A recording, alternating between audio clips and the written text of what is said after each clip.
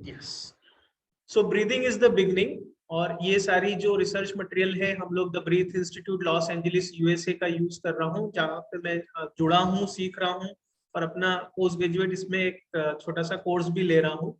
तो सारी बातें हैं यहाँ पे ब्रीदिंग और वेलनेस रिलेटेड। तो ये स्लाइड हमें वही बताती है।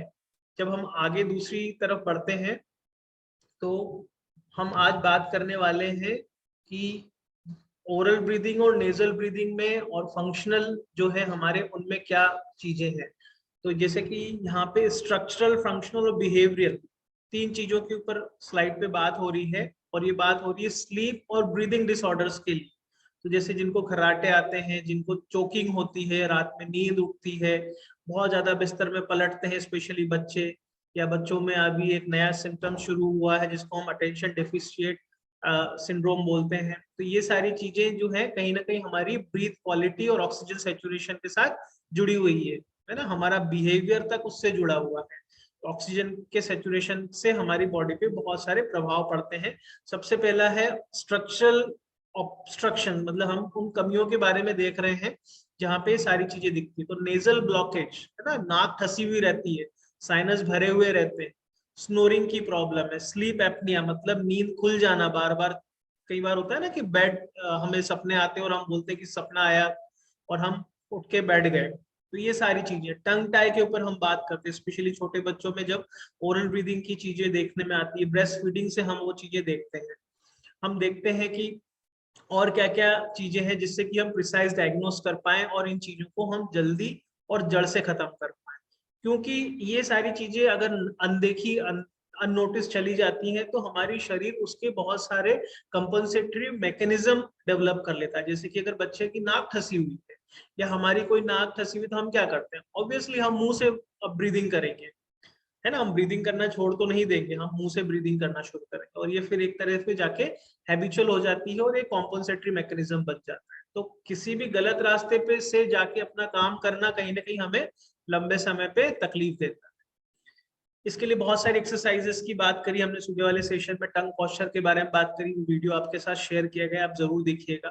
फंक्शंस के ऊपर हम बात करने वाले हैं। हम जब इन ऐसे बच्चों और ऐसे एडल्ट्स के साथ देखते हैं तो हम टंग पोजीशन, उनकी प्रॉपर टेक्निक्स के बारे में बात करते हैं और ले दे के हम सारे फंक्शंस को रिस्टोर करते हैं। स्लीप हाइजीन के बारे में हम बात करेंगे धीरे धीरे कि कैसे हम इन सब चीजों को अच्छे से कर सकते हैं। मतलब सोने से पहले नाक साफ रहनी चाहिए और जो ऑब्स्ट्रक्शन है वो है। इवन मॉडर्न और हमारा होलिस्टिक आयुर्वेदा को मिला के हम लोग बहुत सारी चीजें करने वाले हैं। हम जल नीति सीखने वाले हैं, हम सूत्र नीति सीखने वाले हैं, हम और भी बहुत सारी चीजें करेंगे जिससे कि हम हमारे एयरवेज को और हेल्दी और ब्लॉकेज फ्री बना सकें। तो ये यहाँ से हमने नेक्स्ट में आपके लिए शेयर करता हूँ। तो ब्रीदिंग जो है वो एक हमारा इम्पोर्टेंट चीज है जिसको कि नोज के थ्रू होना ही बहुत जरूरी है। जैसे कि यहाँ पिक्चर में बताया गया है कि यहाँ से नाक से हम सांस लेके पीछे जाती है और हमें अगर मुंह से सांस लेंगे तो हमारी जुबान जो है वो ऊपर तालू पे नहीं चिपकते हुए यहाँ डायरेक्टली जाती है। तो यही हम जब खराटे लेते हैं तो ये सारी चीजों का कारण यही बनता है। जब हम मुंह से सांस लेते हैं या हमारी टंग जो है ये पीछे वाले गले के हिस्से में गिरी हुई रहती है, तो ये हमारे लिए सही ब्रीदिंग टेक्निक नहीं है। तो इन सब चीजों को आप अपने आप में समझिए। आपको लगता है कि कुछ प्रॉब्लम है तो मुझसे कोऑर्डिनेट करिए, मैं डेफिनेटली आपको हेल्प करूंगा।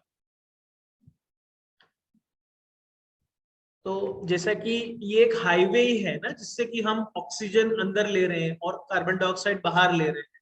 तो क्या क्या हमारी इस, ये जो पैसेज है जो हमारा मुंह से और नाक से शुरू होके पीछे ओरोफेरिंग, नेजोफेरिंग से लेके आगे खाने की पाइप, आगे ट्रेकिया और पीछे खाने की पाइप में डेवलप हो जाता है। तो हम इससे क्या क्या काम लेते हैं, हम ब्रीदिंग करते हैं, हम फीडिंग मतलब भोजन हमारा लेते हैं, स्लीपिंग मतलब सोते वक्त भी ब्रीदिंग हमारी हैबिट्स हैं, टंग टाई उनके पोस्चर इसको अफेक्ट करते हैं, टंग स्पेस की इश्यूज है। कई बार ऐसा लगता है ना कि हमारी जुबान बहुत बड़ी है या कई बार बोलने में आता है इसकी जुबान बड़ी मोटी है तो वो तुतलाता है, सही से बोल नहीं पाता है। तो ऐसे इश्यूज भी आते हैं। कई बार टंग हमारी बहुत ज्यादा बड़ी होती है, जॉ हमारा छोटा होता है, तो ले दे के टंग की स्पेस के भी इश्यूज होते हैं। बहुत सारी बार हम बच्चों में देखते हैं टॉन्सिल और एडिनॉइड्स की प्रॉब्लम होती है, स्पेशली ये ओरल ब्रीदिंग, टंग टाई इनसे बहुत अच्छे से जुड़ी हुई है, इनको हमें नजरअंदाज नहीं करना चाहिए। छोटी छोटी स्ट्रक्चरल डीअरेंजमेंट हमें बहुत सारे कॉम्पनसेटरी मैकेनिज्म की तरफ ले जाते हैं।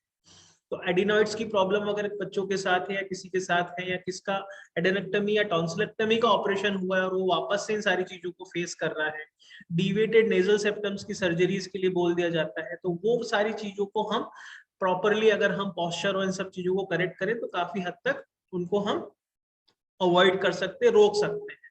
और या फिर हम दूसरे शब्दों में बोलें कि हमने शुरुआती जो लाइफ है बचपन में 3-4 साल के बच्चों को अगर हम अननोटिस कर देते हैं तो ये लाइफ में आगे जाके बड़े ऑपरेशंस और इनके लिए केसेस मतलब हमें जाना पड़ता है। Food, environmental, allergies, facial restrictions की हम बात करेंगे। फेशियल रिस्ट्रिक्शंस में सबसे इंपॉर्टेंट है हमारा फ्री टंग मूवमेंट, हमारी जुबान पूरे मुंह में चारों तरफ कितने अच्छे से हम ले जा पाते हैं, इसके लिए भी हम बात करेंगे, आप खुद उसको सीख और समझ पाएंगे। बॉडी पोस्चर और ओवरऑल टोन के बारे में हम बात कर चुके हैं कि हमारी मेरुदंड कैसी होनी चाहिए, शोल्डर्स और हमारे नेक पोस्चर्स कैसे होने चाहिए। तो इन सब छोटी छोटी बातों के बारे में आप ध्यान दीजिए।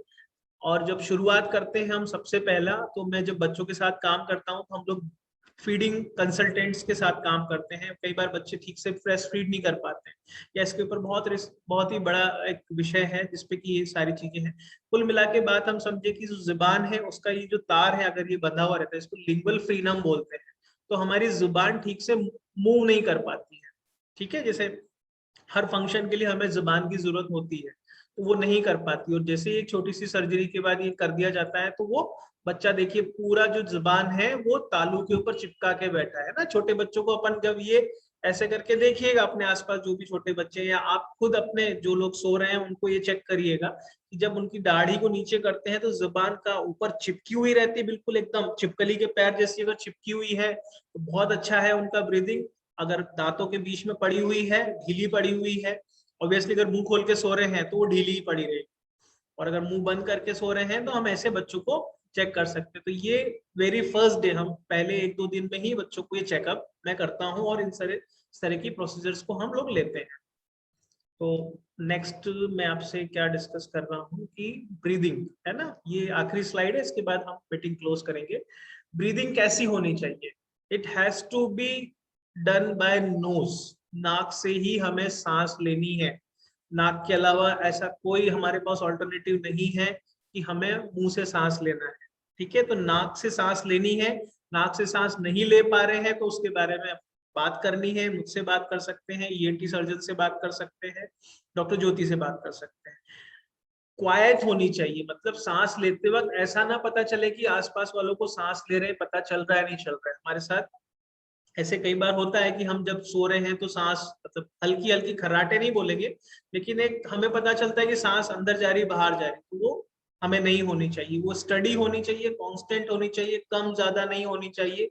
ये सारी वो चीजें देखने में आती है जब हम सोते समय स्लीप एपनियाज और इन सारे पेशेंट्स रहते हैं, खर्राटे जो लेते हैं, इनमें सब में ये सारी चीजें उल्टी पुल्टी ही नजर आए।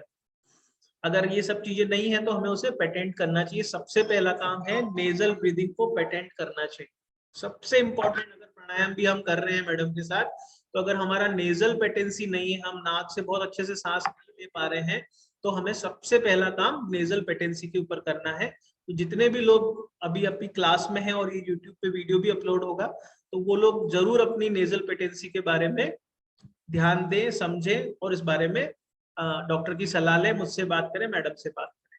सेकंड चीज है कि मुंह हमारा बंद होना चाहिए। ठीक है, सुबह के लेक्चर में इस पे बहुत अच्छे से बात हुई है। लिप्स टुगेदर, जुबान जो है मतलब हमारी जो लिप्स हैं, होंठ हैं, वो एक दूसरे के साथ जुड़े हुए होने चाहिए, उसमें कोई मसल की एक्टिविटी नहीं होनी चाहिए, हमें कोई ताकत नहीं लगानी चाहिए।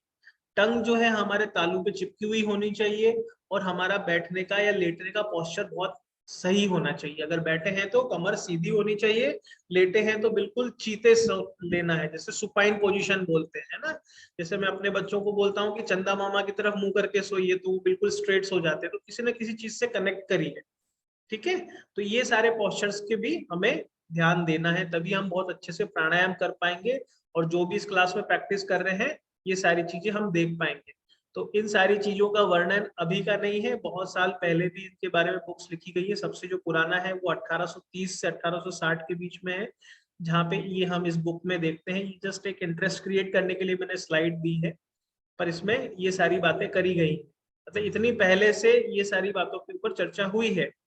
Mouth breathing is a dangerous to health, ये बहुत इंपॉर्टेंट है, और ये उसी बुक में दिया है जिसका मैंने अभी बताया 1830 में जो पब्लिश हुई है, जिसमें कि उन्होंने करीबन डॉक्टर ने 150 कबीलों में जाके अलग अलग लोगों को स्टडी किया, क्योंकि पहला इतना ट्रांसपोर्टेशन नहीं था, तो जो लोग जहाँ रहते थे कम्युनिटी में वो वहीं रहते थे, बड़े आइसोलेटेड रहते थे, उनका खान पीन वहीं से जुड़ा हुआ होता था, उनकी आबो हवा वहीं से जुड़ी हुई होती थी। अभी हमने क्या है कि इंदौर में पैदा हुए लेकिन जॉब बैंगलोर में कर रहे हैं, अमेरिका में कर रहे हैं, दुबई में कर रहे हैं, या अलग अलग जलवायु में हम जाके रहने और बसने लगे।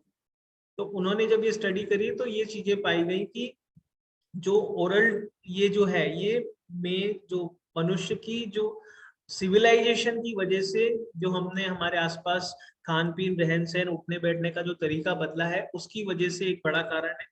पॉल्यूटेंट्स, जो शुद्धता हवा की नहीं बची, उस कारण से कॉम्पनसेटरी डेवलपमेंट ये रहा है। तो उस बुक में भी हमने ये देखा है कि ये नेचुरल दिख रहा है यहाँ पे और ये अगली दिख रहा है। कई बार हम देखते हैं ना, कुछ लोगों का फेस बड़ा अगली लगता है, हमें अट्रैक्टिव नहीं लगता। तो इसके भी बहुत बड़े कारण हैं। अगर हम हमारे फेस को बहुत अच्छे से डेवलप होना चाहते हैं, करना चाहते हैं, स्पेशली बच्चों के बारे में हम बात करें, तो ये सारी चीजें हमारे लिए बहुत जरूरी हो जाती है। अगर फंक्शन सही नहीं होंगे तो हमारा जो स्केलेटल है, हमारा जो जॉ है, हमारा जो फेस है, फेस की बोन्स है, मसल्स हैं, वो सही आकार नहीं लेंगी। तो ये बहुत इंपॉर्टेंट हो जाता है जब मैं बच्चों के बारे में बात करता हूँ, स्पेशली जब बच्चे मेरे पास आते हैं कि दांत टेढ़े मेढ़े हो रहे हैं, मुंह खोल के सोता है, ऊपर का जबड़ा बाहर आ रहा है, नीचे का जबड़ा बाहर आ रहा है, तो ये सारी चीजें वहां से रिलेटेड है। ठीक है, तो improper breathing brings imbalance and the disease, है ना। ब्रीदिंग हमने समझ लिए, नाक से करेंगे तो हमारे लिए सब अच्छा है, इस बारे में हमने नाइट्रिक ऑक्साइड और नेजल ब्रीदिंग के बारे में पहले बात करी है। मुंह से सांस लेंगे तो हमारे बहुत सारे डिफेंस मैकेनिज्म, फिल्टर मैकेनिज्म हमारे बाईपास हो जाते हैं और हमें डिसीज का सामना करना पड़ता है। तो नॉस्ट्रल्स के साथ जो ब्रीदिंग है वही हमारा सबसे इम्पोर्टेंट पेटेंसी बनाना है। कुल मिला के समझने वाली बात यह है कि हमें नाक से सांस लेना है, 90% टाइम हमें नाक से ही सांस लेना है। नोटिस करने वाली बात, होमवर्क, आसपास के जितने भी हमारे फैमिली मेंबर्स हैं सबको हम नोटिस करेंगे कि वो नाक से सांस ले रहे हैं या सबकॉन्शियसली उनके होंठ खुले हुए हैं और वो मुंह से सांस ले रहे हैं। स्पेशली बच्चों में जब वो टीवी देख रहे हैं, है ना, कई बार जब बच्चे बहुत ज्यादा अपन दूध पिलाते हैं गिलास से, तो एक एक सांस में नहीं पी पाते हैं, क्योंकि उनको सांस लेने के लिए वो ग्लास हटाना पड़ता है। तो ये एक अलार्मिंग साइन है। तो ऐसे छोटे छोटे अलार्मिंग साइन, इनके बारे में और हम बातें करते रहेंगे। तो ये आज छोटा सा मैंने ब्रीफ दिया था नोज ब्रीदिंग और ओरल ब्रीदिंग के बीच में। इसके बारे में जरूर ध्यान दीजिए, अपने आसपास नोटिस करिए। नोटिस करने से ही चीजें हम इम्प्रूव कर पाएंगे। देखिए, कोई चीज को हमें नोटिस करना बहुत इंपॉर्टेंट है। नोटिस करेंगे तो हम उनके बारे में क्यूरियोसिटी बढ़ेगी कि ये कुछ गलत है, तो हम उसके बारे में फिर सलाह लेंगे, उसके बारे में और जानकारी लेंगे। ठीक है, कल फिर शाम को मिलेंगे, तब तक के लिए नमस्कार।